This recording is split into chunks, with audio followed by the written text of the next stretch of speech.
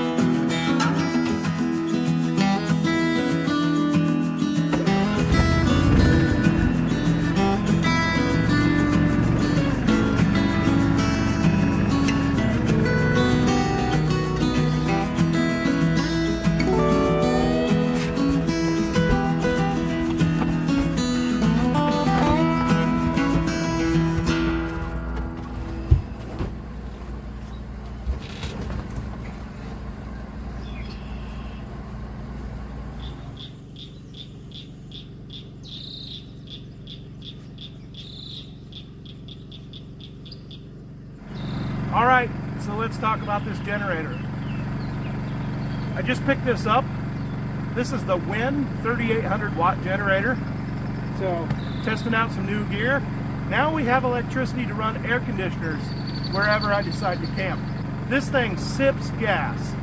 It does absolutely incredible. I've used it a few times already, and I'm gonna do a gear review on it. I'm talking just a little bit louder than a room voice. 57 decibels. So you're going to see this on several camping trips in the future, and I'll also do a gear review on it.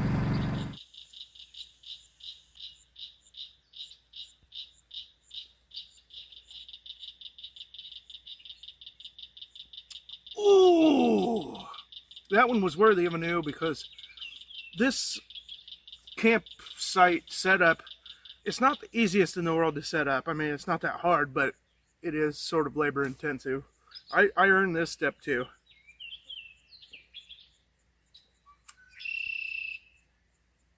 Oh yeah.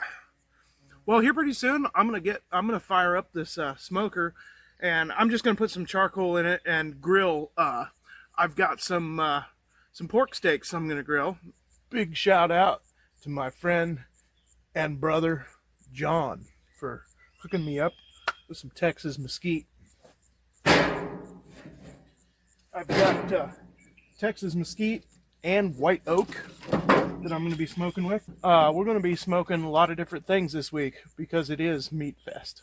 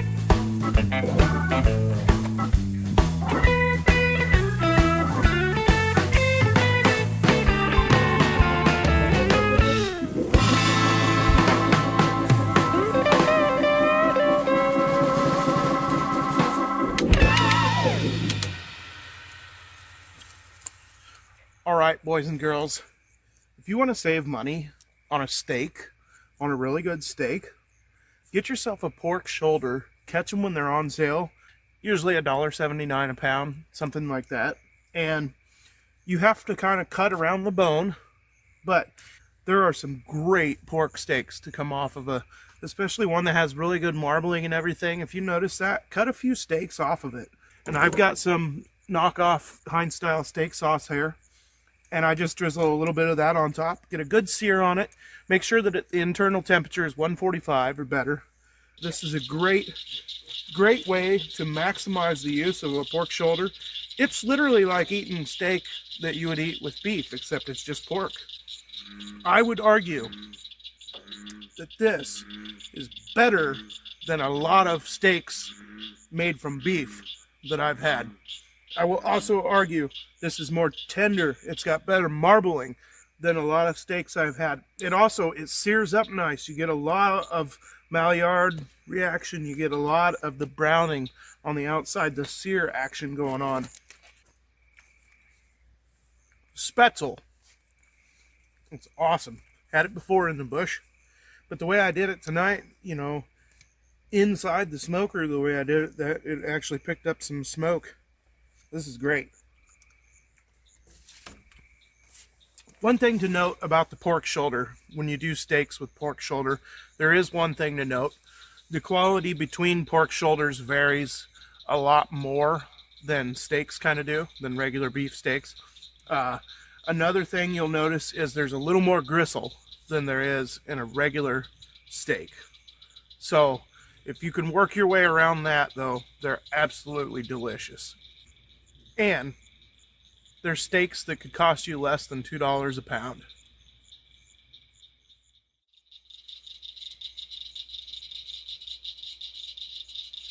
Millions of peaches. Peaches for me.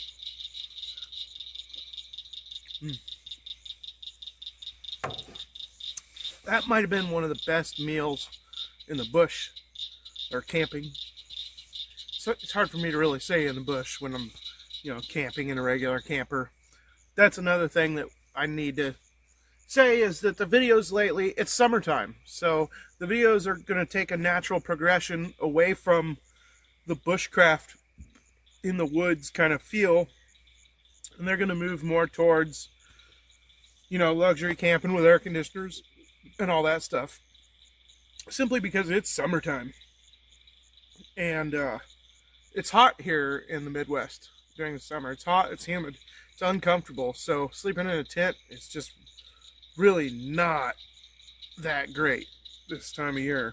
And sleeping out in the woods and getting covered with ticks and mosquitoes because you slept on the ground or some kind of bushcraft shelter, I don't think I really need to explain any further. But this was one of the best bush meals I've had in a long time. Very, very good stuff.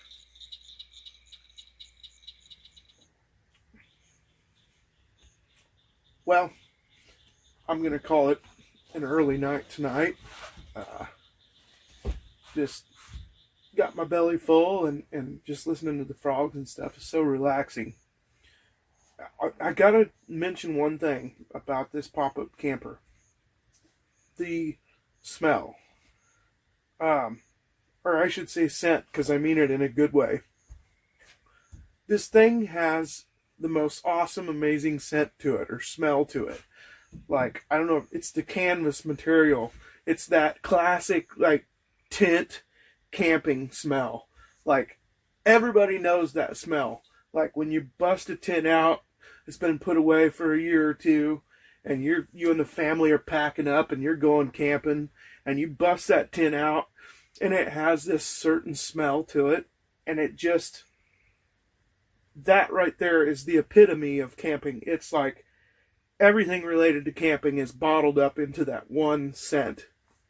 Anyway, maybe I'm crazy, but I know some other people that have talked about that tent smell, and there's definitely something to it. And this pop-up camper really has it. But I'm just chilling out. I'm gonna play on my phone and watch YouTube or whatever, and I'm gonna crawl in the sack early tonight. Pretty tired.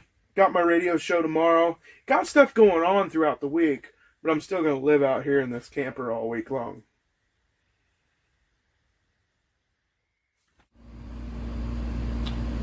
Well, this is pretty miserable. I had to come down here to the floor. I had to turn the generator on. I had to turn the AC on. And about 7:30 this morning, the sun started beating through the roof and it started heating up in here like a greenhouse. So I turned the generator on, run the AC, but the AC, honestly, if it's hot enough that you need the AC, then it's too hot to camp in here. Because even with the AC, I'm on the floor with the fan blowing the AC right on me, and it's the only way I can stay even close to cool. And I'm still super hot. I'm super miserable. I got to rethink this whole setup. I either need to find some shade to park this thing under, or I need to get rid of it, because you can't camp in the sun in this thing. You just can't. Even in the shade, I don't know that it would keep up. And it's supposed to be a lot hotter this week than it originally said it was going to be. So one thing, I'm not going to be miserable in my sleeping conditions. I'm not going to be freaking hot. It's cooler out here than it was inside there with the AC on full blast. I got to figure out something different here, because I'm really surprised. I thought this was going to work better. Stinking wasps are terrible too. I've been spraying them all morning, and they just won't leave. Well, I'll sit back down and Mr. Wasp will come out, I'm sure. I'm not a happy camper. I'm camping out here all week until Friday. And it's supposed to be, today's the coolest day. It's like 83.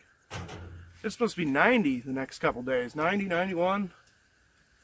I'm going to have to do something about this.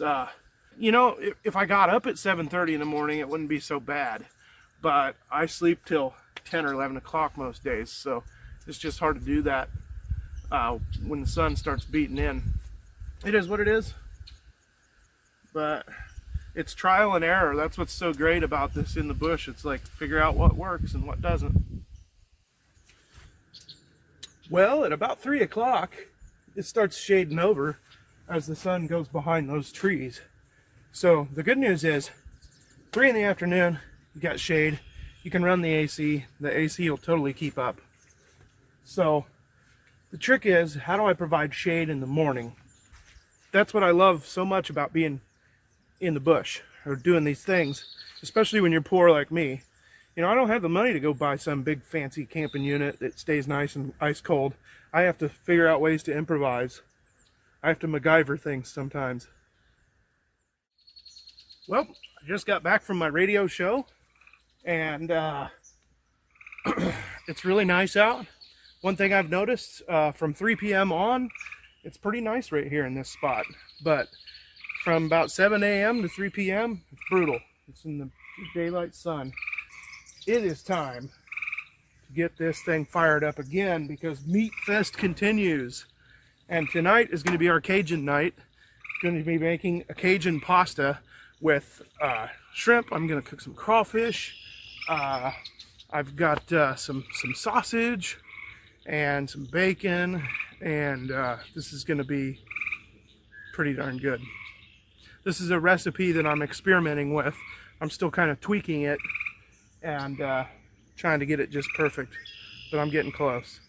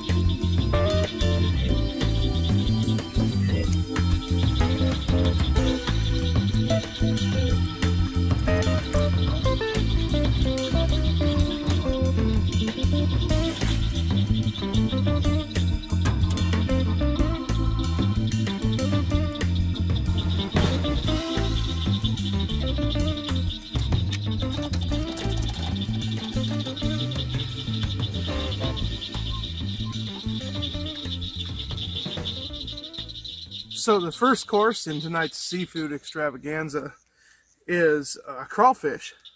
These actually came from Lawtell, Louisiana. My singer Jared Hardens and I, we actually go down there and play once or twice a year, once in a while for these guys. So we have a real close connection to a lot of the Cajuns down there. And these actually came from a city that's not too far from where we play. And they just happened to have them at my local grocery store on sale for fairly cheap. So I bought some.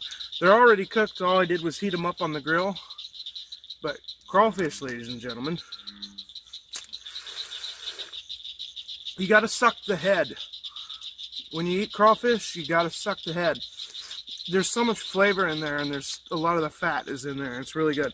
And sometimes you'll even get a big enough claw that you can eat the claw meat out. Did you see that squirt? That was awesome. It's just like a little bitty mini lobster. Now the tail. Let's see what we got. Nice piece of tail meat there. Oh.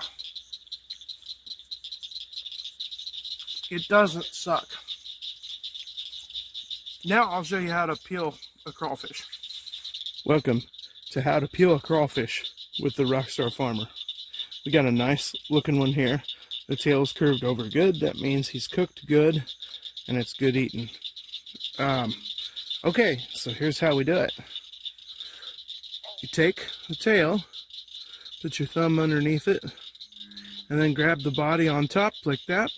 Just pinch it and push and twist.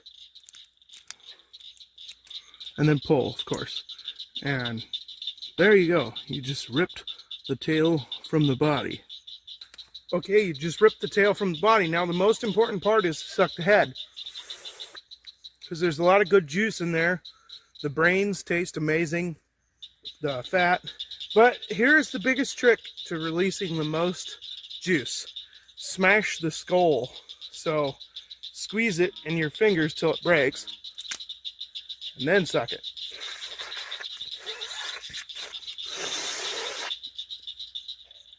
Oh my gosh, that's amazing. Oh yeah. Now we just have to deal with the tail meat. So the tail meat is the main piece of the crawfish, and it's going to be like a little shrimp basically. But what I like to do is peel this first layer of, I don't know how well that's going to focus, but we'll try here. I like to peel this first layer of shell away, kind of like so. And then, ooh, see that right there, that yellow? That's not poop, that's the fat. That's your flavor right there. now that I've peeled this first layer, I can simply pull the rest out with my mouth by using my thumb to help push that meat out. Oh, got it. So when you get faster crawfish, they're pretty... Oh, by the way, this guy, he had some reasonable claws, so I'm going to see if there's anything in there. Yep, look at that. Got a little claw meat, just like a lobster.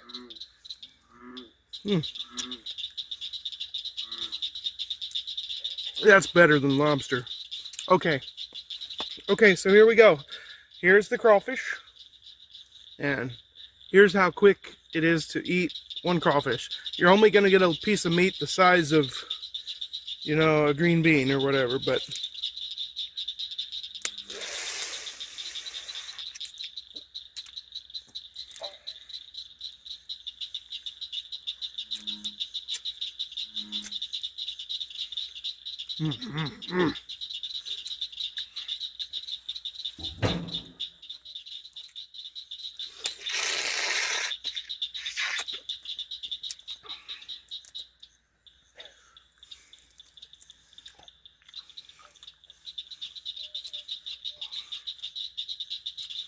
I can do this all night long. Kudos to my buddies in Louisiana. So, normally you would just throw these headless, tailless crawfish out, you know, these decapitated bodies of crawfish here. You would just throw them out. But, being as I'm in Iowa, and you can't get these every day around here. So, what I'm going to do is put these in a stock pot, and I'm going to make a seafood base, a stock out of these shells. There's also the shrimp shells in here from earlier, so we've got both. I'm going to make a stock out of those that I'll use at a later date. I'll freeze it and use it later for a seafood gumbo.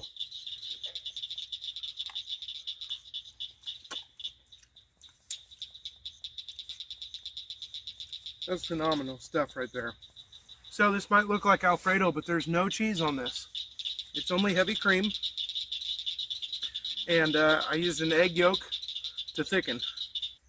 It's basically like Alfredo without the Parmesan. And you got a lot more flavors going into it, obviously. You've got the Holy Trinity, the Cajun Holy Trinity. Green, well, in our case we had yellow peppers. So you got bell pepper, celery, onion. That's your Holy Trinity. And then, of course, a little garlic. And then your meat and all that.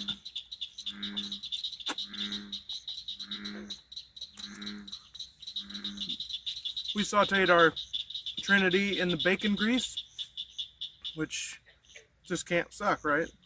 And I added a little bit of butter. And then when it was all said and done, I added some heavy cream. And then I topped off with just a little bit of my Dwayne's Cajun seasoning.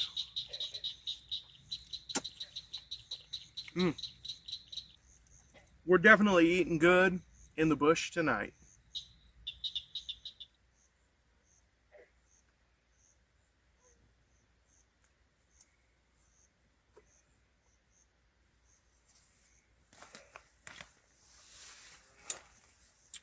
Properly lighting a cigar can impact the overall flavor of the entire smoking experience. I hope you learned a little bit about the crawfish. A lot of people from the Midwest here haven't experienced that, so if you're from the Midwest or from an area that's not accustomed to eating crawfish that way, it's pretty cool. I hope that this isn't getting redundant or boring in any way. I'm going to try to keep it interesting throughout the summer here. I try to camp once a week. If I don't camp at least once a week, I get kind of depressed. So my recommendation for you is get out and do some camping if that's within reach for you. It doesn't have to be much. You don't have to spend any money. Just go sleep under the stars some night. Just go string up a tarp. Do whatever you have to do. just get away from the hustle and bustle of modern society and really just try to live a little, because, you know, as an American, you know, we have this thing, life, liberty, and the pursuit of happiness. And I'm finding happiness. That's what's great about it. It's the journey that really makes the happiness. It's the search for happiness that really makes happiness.